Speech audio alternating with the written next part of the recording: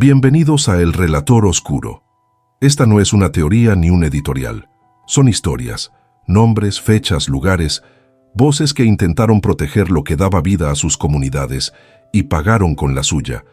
Hoy, Honduras se cuenta a través de 3 heridas: el asesinato de Berta Cáceres, la cacería contra los defensores de Guapinol y la desaparición de los líderes garífunas de Triunfo de la Cruz. Escucha con atención. Lo que sigue son hechos, testimonios y sombras.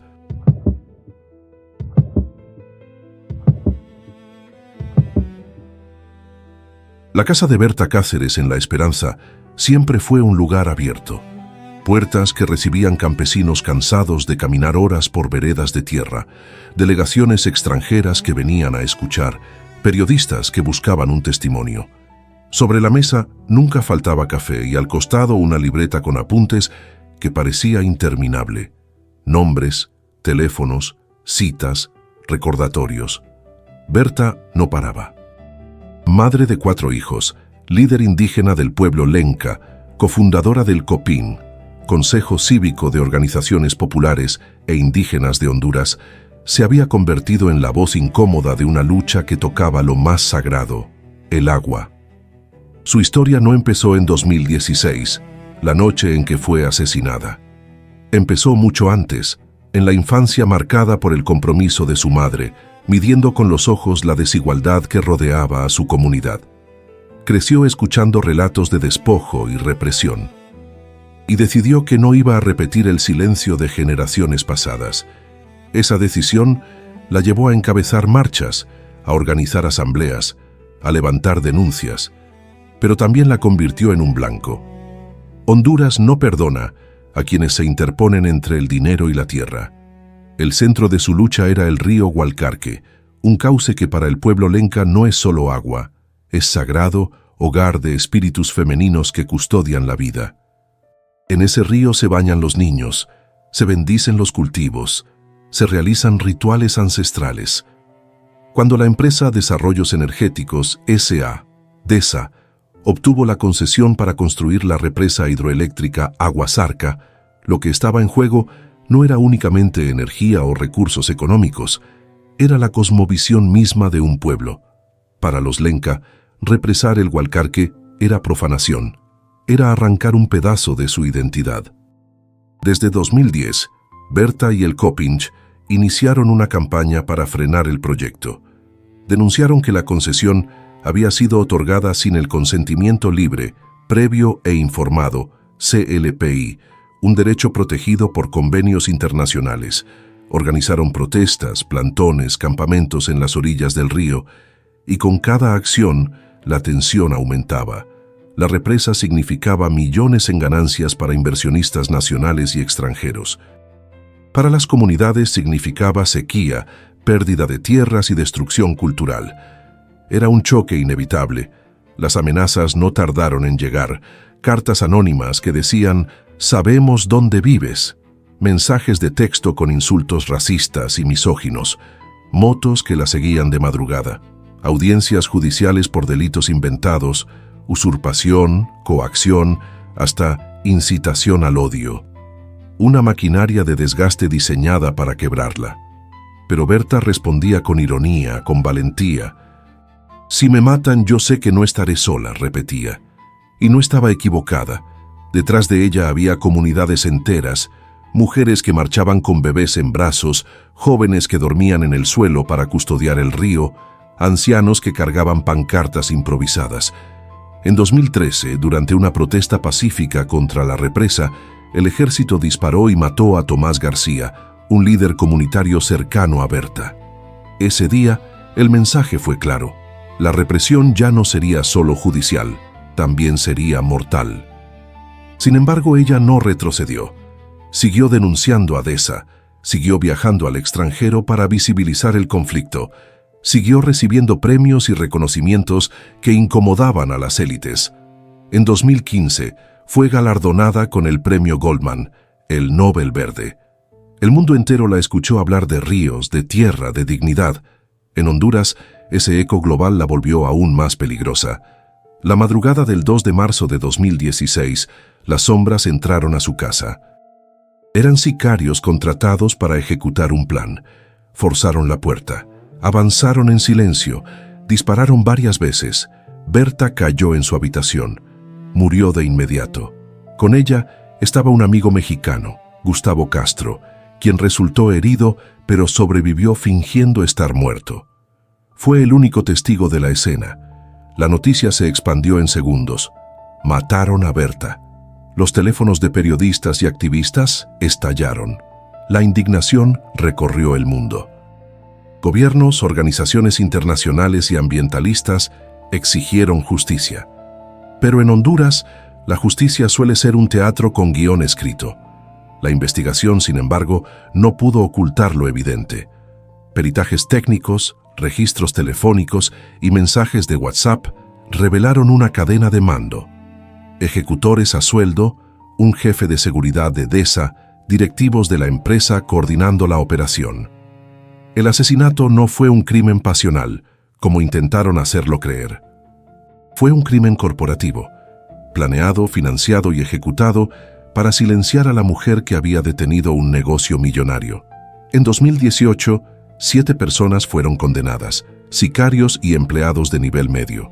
En 2021, un golpe histórico.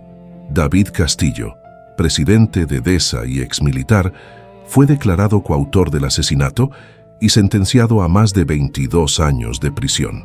Era la primera vez que un alto ejecutivo enfrentaba condena por la muerte de un líder ambiental en Honduras. Pero la justicia se detuvo allí. Todas las pruebas apuntaban más arriba, hacia la familia Atala Sabla, una de las más influyentes del país. Chats internos mostraban conversaciones donde se referían a Berta como un problema que debía ser resuelto. Documentos financieros probaban que habían invertido dinero en el proyecto, aún sabiendo de las denuncias y la violencia. Y sin embargo, hasta hoy, ningún miembro de esa familia ha sido procesado. La impunidad sigue blindando a los verdaderos autores intelectuales. El asesinato de Berta Cáceres no apagó la lucha, la multiplicó. Su rostro apareció en murales por toda América Latina. Su nombre bautizó escuelas, calles, colectivos. El COPIN, bajo la dirección de Nuevas Generaciones, continúa denunciando proyectos ilegales, continúa exigiendo justicia completa.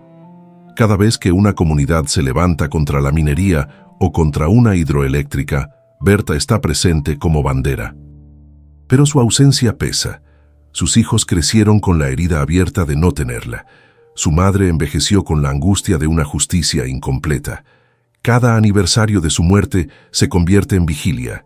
Velas, tambores, consignas. Berta no murió, se multiplicó. Es el grito que acompaña la noche en la esperanza, un grito que suena a promesa y a desafío. La historia de Berta es la anatomía de un crimen anunciado. Todos sabían que estaba en peligro. Organismos internacionales le habían otorgado medidas cautelares. El propio Estado estaba obligado a protegerla. Y aún así, las balas llegaron. Su caso revela cómo funciona el engranaje de la represión en Honduras. Primero el hostigamiento, luego la criminalización, después las amenazas y finalmente el asesinato. Todo con la complicidad de autoridades que miraron hacia otro lado.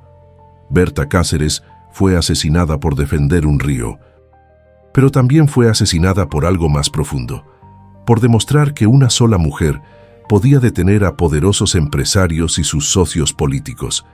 Su muerte buscaba infundir miedo. Lo que logró fue sembrar valentía.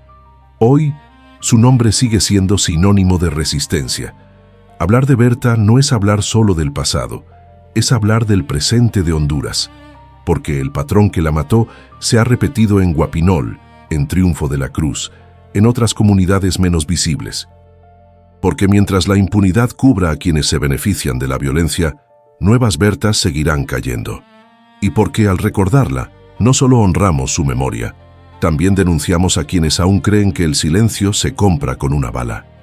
Berta vive en cada río que todavía corre libre, vive en cada mujer que levanta la voz en una asamblea, vive en cada mural que la pinta con flores y estrellas, y mientras haya alguien que cuente su historia, su asesino nunca habrá ganado del todo.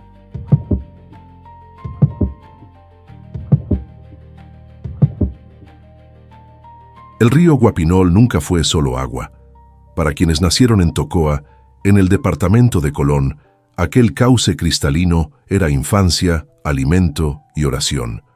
Allí los niños aprendían a nadar entre piedras lisas, las familias lavaban la ropa que quedaba impregnada del olor dulce del jabón de barra, y los campesinos llenaban cántaros que enfriaban en la sombra de los árboles. Guapinol era rutina, era sustento, era casa. Hasta que un día el agua se volvió marrón, espesa, casi una herida abierta en el paisaje. «Huele a hierro», dijeron los ancianos. No se equivocaban. Lo que bajaba por el cauce era el preludio de una mina que ya había comenzado a devorar la montaña. Y con ese cambio nació una lucha que convertiría a Guapinol en sinónimo de resistencia y de muerte. El origen de la tragedia está en un parque nacional que, en papel, debía ser intocable, el Parque Carlos Escaleras. Allí, entre bosques y manantiales, se garantizaba la fuente de agua para miles de familias. Pero el papel se rompió en 2013, cuando el Congreso hondureño modificó sus límites de manera casi clandestina, sacando de la zona núcleo unas 200 hectáreas. Esa casualidad coincidía exactamente con la concesión que pedía la empresa Inversiones Los Pinares, propiedad de una de las familias más poderosas del país. Con un trazo en el mapa, lo que debía ser protegido se convirtió en botín. Y lo que debía alimentar comunidades pasó a alimentar hornos de hierro. Cuando las excavadoras abrieron brecha en la montaña, el cambio fue inmediato. El río Guapinol, antes transparente como vidrio, bajaba con un tono turbio, como si la tierra misma sangrara. Los campesinos miraron las ollas. El agua hervida dejaba un polvo rojizo en el fondo. Los peces flotaban muertos. Los niños se enfermaban del estómago. Entonces, la comunidad decidió que no podía quedarse callada. Se organizaron.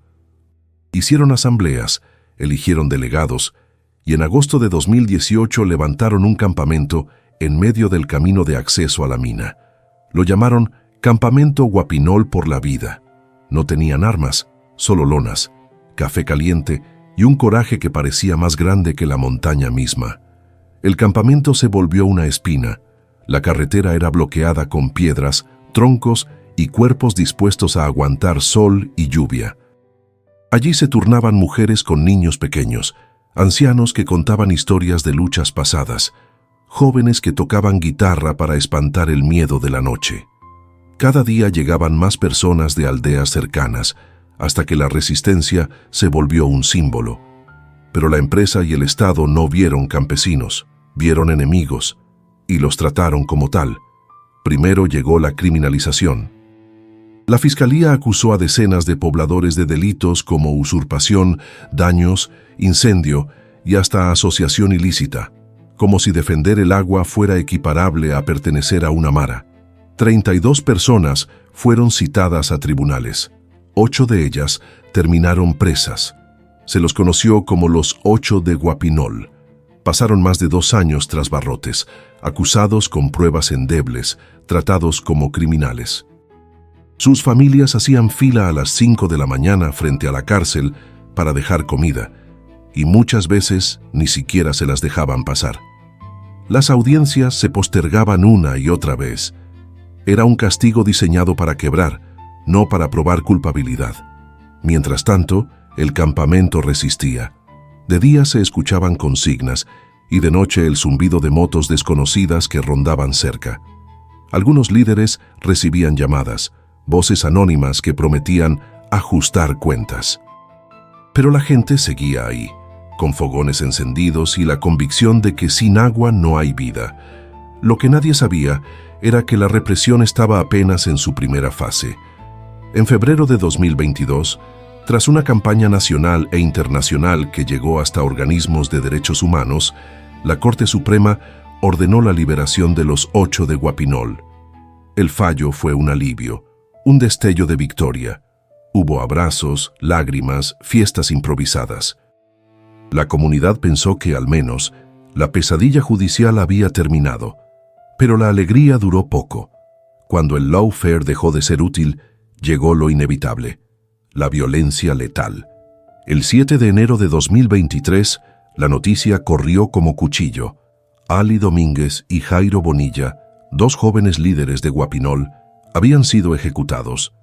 Volvían a casa en motocicleta después de trabajar cuando una moto los interceptó. Los disparos fueron a la cabeza. Precisión de sicarios. Nada de robos, nada de confusiones. Un mensaje escrito con pólvora. Ali era hermano de Okelí, otro defensor activo de la comunidad. Esa relación sanguínea ya lo marcaba como blanco. Jairo, por su parte, era conocido por no rendirse nunca, por plantarse en el campamento con una calma que irritaba a quienes lo querían doblegar. Los dos cayeron en la misma carretera que meses antes habían recorrido juntos para alzar la voz en protestas. En el suelo quedó la moto, la sangre y un eco de silencio que todavía duele.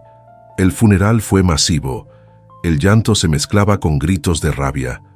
Mujeres golpeaban el ataúd con las manos como si quisieran despertarlos. Un sacerdote intentaba hablar de perdón, pero la multitud solo pedía justicia. En la memoria colectiva la conclusión era obvia. Sus muertes eran la continuación de la lucha en los tribunales, ahora trasladada a las calles. 5 meses después, la tragedia volvió a tocar la misma puerta. Okelí Domínguez, hermano de Ali, fue asesinado de manera idéntica.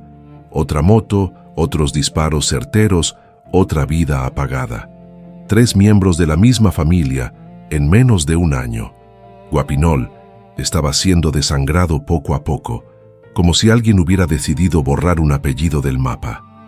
Y no fue el último. El 14 de septiembre de 2023, la violencia alcanzó a Juan López, uno de los principales líderes de la resistencia. Juan era más que un activista. Era concejal municipal, líder religioso, hombre respetado en Tocoa. Había denunciado públicamente la corrupción del alcalde y exigido su renuncia.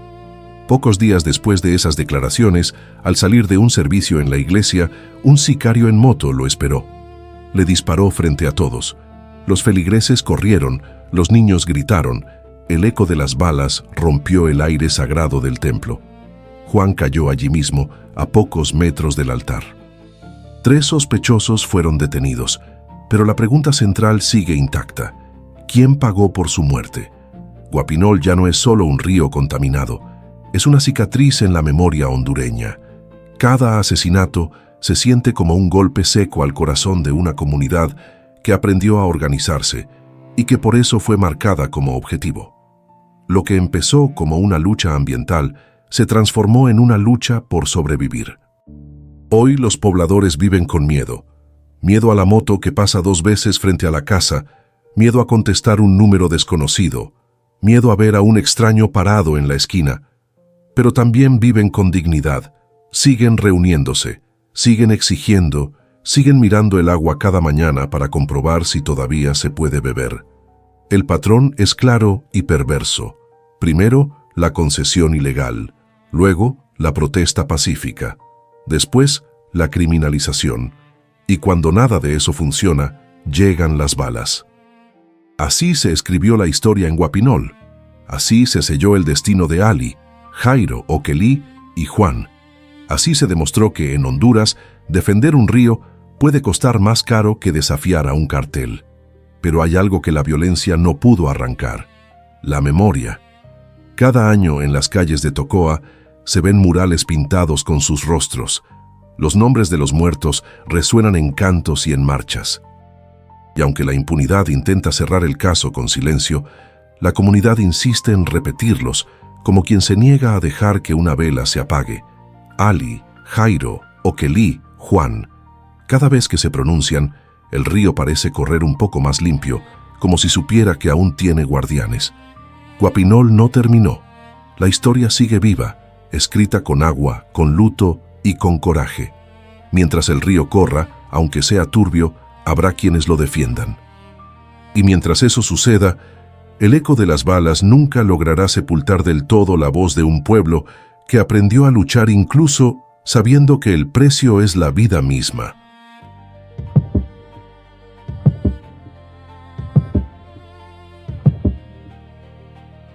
El mar Caribe suele arrullar la costa garífuna de Honduras con un ritmo constante.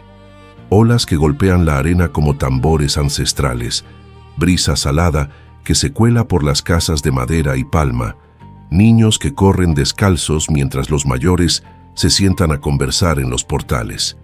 Triunfo de la Cruz, una comunidad garífuna en Atlántida, parecía una postal tranquila. Pero en la madrugada del 18 de julio de 2020, esa calma se rompió con la violencia de lo irreal. Hombres armados, con uniformes que parecían oficiales, irrumpieron en el pueblo y se llevaron a 4 de sus líderes más visibles.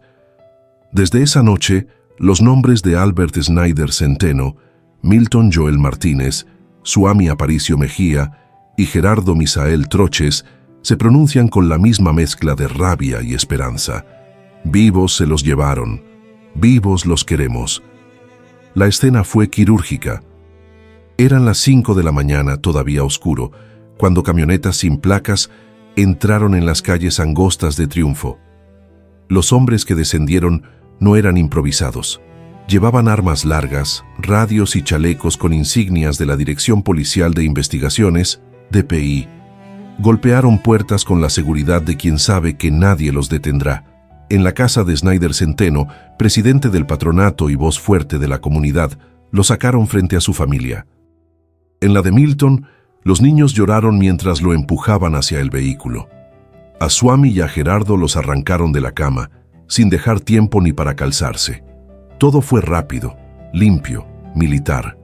Los vecinos que se asomaban apenas podían creer que la policía se estuviera llevando a sus propios líderes.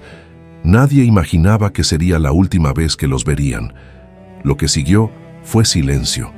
Ninguna autoridad reconoció la operación. No hubo registro de traslados ni partes oficiales. Los familiares acudieron a la posta policial más cercana. Nadie sabía nada. Llamaron a hospitales. Nadie herido con esos nombres. Buscaron en cuarteles. Negativas. Era como si se los hubiera tragado el mar. Y sin embargo, todos los testigos coincidían. Los hombres que se los llevaron vestían uniformes oficiales, se movían con entrenamiento, actuaron en plena vigencia de un toque de queda nacional. Aquella madrugada, la pandemia había vaciado las calles y solo las fuerzas del Estado tenían autorización para circular. ¿Quién más podía hacerlo con tanta impunidad?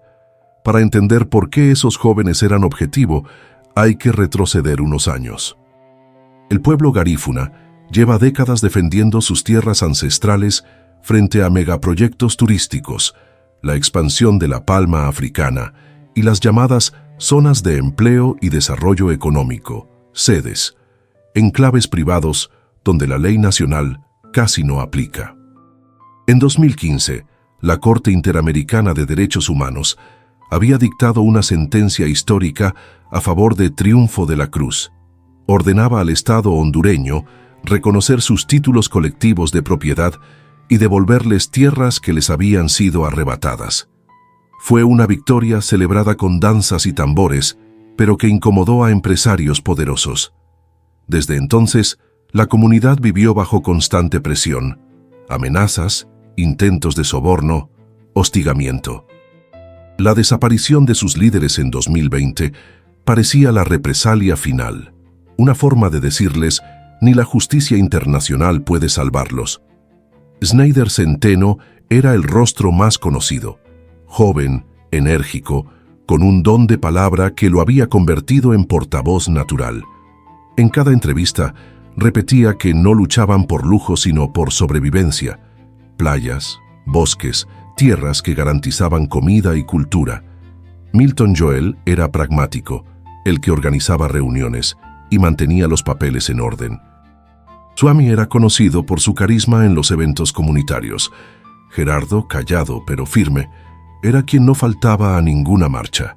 Los 4 representaban la esperanza de continuidad de una resistencia histórica, y esa madrugada fueron arrancados como si alguien quisiera decapitar al movimiento de un solo golpe.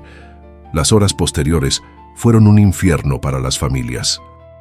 Madres que corrían de una estación a otra, esposas cargando carpetas con documentos, hijos pequeños preguntando, ¿y papá cuándo regresa?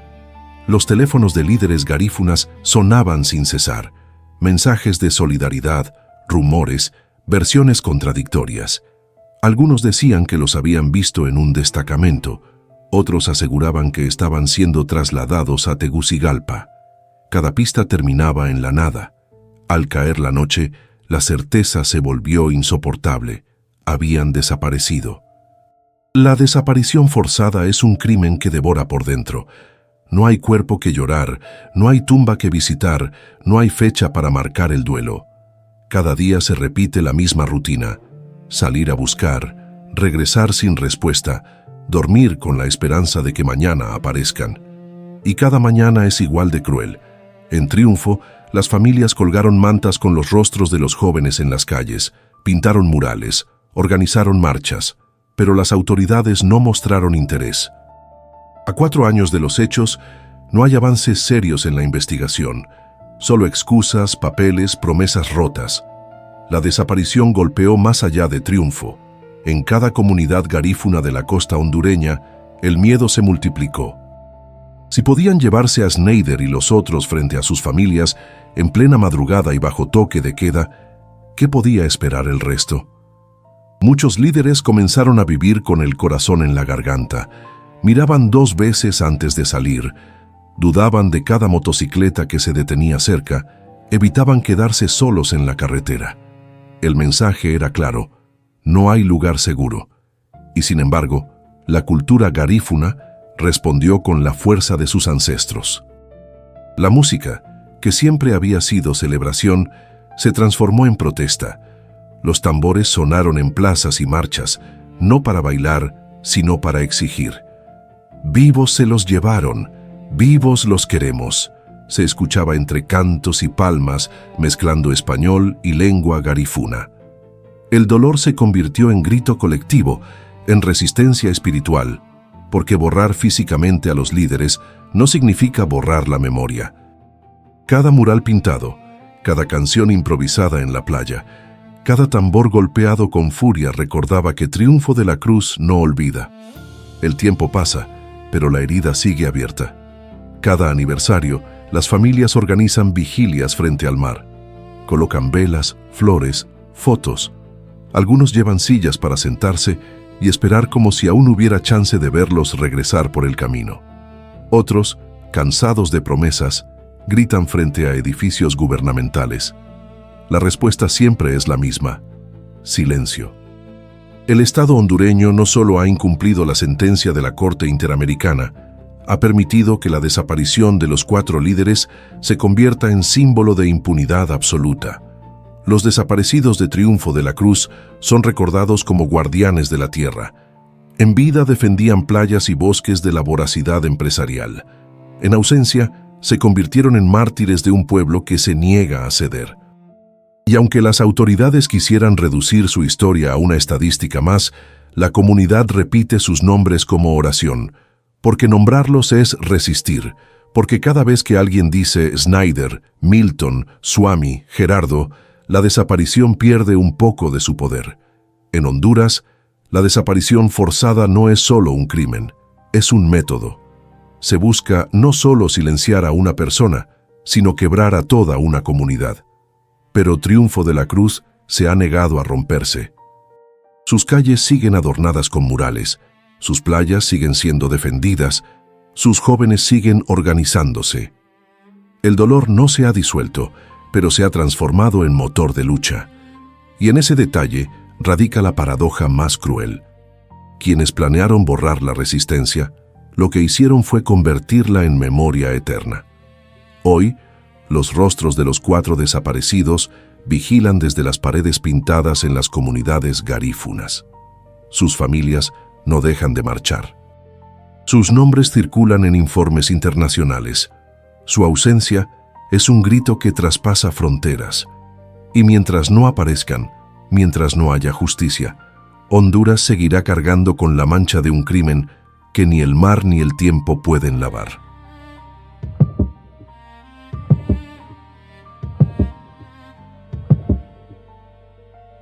Honduras guarda en sus entrañas una verdad difícil de mirar. Defender la tierra, el agua y la vida puede costar la propia existencia.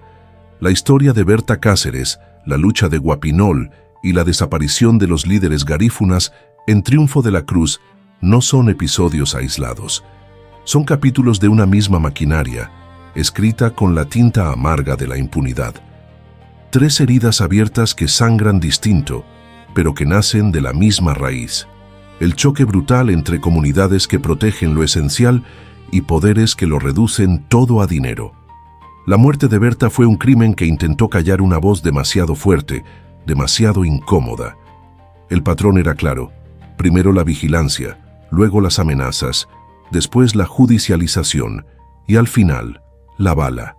Ella lo sabía. Lo advirtió muchas veces. Si me matan, sé que no estaré sola, repetía, y no lo estuvo. Porque su ausencia se multiplicó en miles de voces que hoy siguen gritando su nombre. Cada protesta contra un proyecto ilegal lleva su eco. Cada mural pintado con su rostro le devuelve vida. Los que creyeron que silenciándola ganarían, no entendieron que hay personas que no mueren del todo. En Guapinol, el dolor tiene otro rostro, el del río turbio, el del agua que ya no sirve para beber, el de las familias que entierran a sus hijos uno tras otro. Allí la represión mostró todas sus caras: cárcel, amenazas y finalmente ejecuciones en plena calle.